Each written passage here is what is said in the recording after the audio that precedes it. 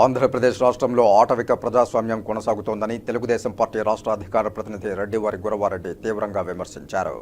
Media సమావేశంలో TDP రాష్ట్ర అధికార ప్రతినిధి రెడ్డివారి గురవారెడ్డి మాట్లాడుతూ ఈ రాష్ట్రంలో ఒక్క అవకాశం అడిగి జగన్మోహన్ రెడ్డి అధికారంలోకి వచ్చి విధ్వంసకర ఆటవిక ప్రజాస్వామ్య విధానాలతో పరిపాలన చేస్తూ ఆంధ్రప్రదేశ్ రాష్ట్ర చరిత్రలో పోలింగ్ రోజు, పోలింగ్ తర్వాత వైసీపీ ఎమ్మెల్యేలు, నాయకులు పక్కా ప్రణాళికతో ప్రజలపైన, తెలుగుదేశం పార్టీ నాయకులు మరియు కార్యకర్తలపైన, టీడీపీకి ఓటు వేసిన ఓటర్లపైన మారణాయుధాలతో దాడి చేయడం ముందెన్నడూ లేని విధంగా హింసాత్మక ఘటనలు చోటు చేసుకోవడం చాలా దురదృష్టకరమని విచారం వ్యక్తం చేశారు. రాష్ట్రంలో, దేశంలో ఎక్కడా జరగనటువంటి హింసాత్మక ఘటనలు మన రాష్ట్రంలో జరగడం చాలా శోచనీయమన్నారు.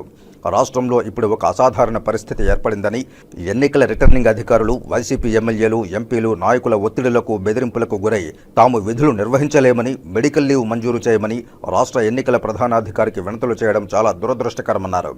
ఆంధ్రప్రదేశ్ రాష్ట్ర ఎన్నికల చరిత్రలో మాచర్ల, తాడిపత్రి, చంద్రగిరి, నరసరావుపేట, తెనాలి చాలా నియోజకవర్గాల్లో జరిగిన హింసాత్మక ఘటనలపై సిట్ దర్యాప్తు నివేదికను బహిర్గతం చేయాలని డిమాండ్ చేశారు. సిట్ అధికారుల దర్యాప్తులో 1530 మందిని నిందితులను గుర్తిస్తే కేవలం 140 మందిని మాత్రమే అరెస్టు చేసి పోలీసు యంత్రాంగం చేతులు దులుపుకుందని తీవ్రంగా విమర్శించారు. మాచర్ల నియోజకవర్గంలో ప్రజాస్వామ్యాన్ని కాపాడవలసిన ఎమ్మెల్యే పిన్నెల్లి రామకృష్ణారెడ్డి పోలింగ్ కేంద్రాలకు వెళ్లి ఈవీఎంను, వీవీప్యాట్లను ధ్వంసం చేసి ప్రజలను భయభ్రాంతులకు గురిచేసి టీడీపీ ఏజెంట్ను తీవ్రంగా బెదిరించారని, ఓ మహిళను కూడా బెదిరించారని తెలిపారు.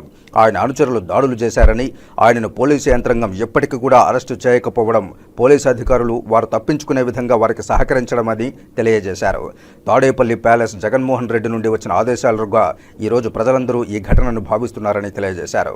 వెంటనే రాష్ట్ర ఎన్నికల కమిషన్ జోక్యం చేసుకుని పిన్నెల్లి రామకృష్ణారెడ్డిని అరెస్టు చేసి అతనికి సహకరిస్తున్న ఎన్నికల అధికారులు మరియు పోలీసు అధికారులపైన చర్యలు తీసుకోవాలని డిమాండ్ చేశారు. రామకృష్ణారెడ్డిని ఎన్నికల్లో కొనసాగడానికి అనర్హుడుగా ప్రకటించాలని, ఆయన అభ్యర్థిత్వాన్ని రద్దు చేయాలని డిమాండ్ చేశారు.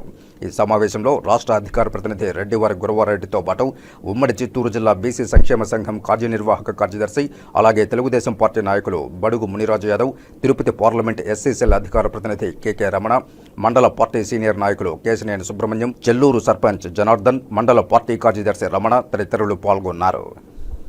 మాచర్లలో ఆ యొక్క పిన్నేపల్లి రామకృష్ణారెడ్డి శాసనసభ్యుడికి ఉన్నటువంటి వ్యక్తి మరి బూతులేకి వెళ్ళి ఈవీఎంను పగలగొట్టడం, అక్కడ ఉన్నటువంటి తెలుగుదేశం పార్టీ ఏజెంట్ని గాయపరిచి అప్పటికి అతను బయట రానంటే తన కుటుంబ సభ్యులని బలాత్కారం చేసి రక్త గాయాలు చేసి వీడియో కాల్ ద్వారా ఆ యొక్క ఏజెంట్కు చూపెట్టడం, తెలుగుదేశం పార్టీ ఏజెంట్కు చూపెట్టి బయట లాగడానికి ప్రయత్నం చేయడాన్ని ప్రజాస్వామ్యం తలదించుకోవాల్సిన పరిస్థితి ఈరోజు ఉందని సందర్భంగా గుర్తు చేస్తా ఉన్నాం. మరి మొన్నటికి మొన్న సోషల్ మీడియాలో, అదేవిధంగా మీడియాలో పెద్ద ఎత్తున వారు ధ్వంసం చేసినటువంటి ఈవీఎం వీడియో సీసీ ఫుటేజ్ బయట రావడంతో ఆ యొక్క ఎన్నికల అధికారులు నీళ్లు నమ్మడం జరిగింది. మరి తక్షణం ఎన్నికల అధికారులు ఆ యొక్క ఎలక్షన్ కమిషన్ కలుగజేసుకుని పోలీసులకు యొక్క ఆదేశాలు ఇస్తే వారిని అరెస్ట్ చేయకుండా ఉదాసీనంగా వ్యవహరించి తాడేపల్లి ప్యాలెస్ యొక్క ఆదేశాలతో ఆయన తప్పించే ప్రయత్నం ఐపీఎస్ స్థాయిలో ఉన్నటువంటి అధికారులు చేయడం చాలా దారుణం.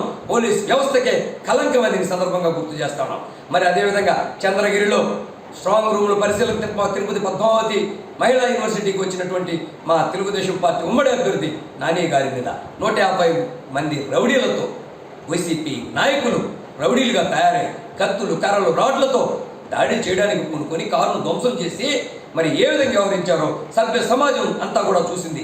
ఈరోజు సమాజానికి అది సిగ్గుచేటు, సమాజానికి ఒక మంచి పద్ధతి కాదు, ప్రజాస్వామ్యాన్ని కూనీ చేస్తున్నారని ఈ సందర్భంగా తెలుగుదేశం పార్టీ తరఫున ఖండిస్తా ఉన్నాం. వీటన్నింటి కార్యక్రమాలపైన ఆ యొక్క తాడిపత్రుల్లో డిఎస్పీ సంబంధం లేని రాజంపేట డిఎస్పీ చైతన్య చేసినటువంటి నిర్వాహకం, వారు చేసినటువంటి తెలుగుదేశం పార్టీలో కార్యకర్తల మీద దాడులు చేయడం, ఆ యొక్క ప్రభాకర్ రెడ్డి కుటుంబంలో పనిచేస్తున్న వ్యక్తులను కూడా బయటకు లాగి రక్తం గాయాలు చేయడం, దీన్నంతా కూడా తీవ్రంగా ఖండిస్తున్నాం. వీటన్నిటికీ ఎన్నికల కమిషన్ స్పందించే సిట్ని ఏర్పాటు చేస్తే పోలీస్ చరిత్రలో సిట్ వేసిన పాపాల దేశంలో ఎక్కడా లేదు. మరి జగన్మోహన్ రెడ్డి పరిపాలనలో పోలీసులు కొందరు వారితో అంటగాగే ఈరోజు పోలీస్ వ్యవస్థకే కలంకం తీసుకొచ్చి ఐపీఎస్ని వదిలిపెట్టి జేపీఎస్ జగన్ పీనల్ కోడ్ని అమలు చేయడానికి పూనుకోవడానికి నిదర్శనాలు కాదా?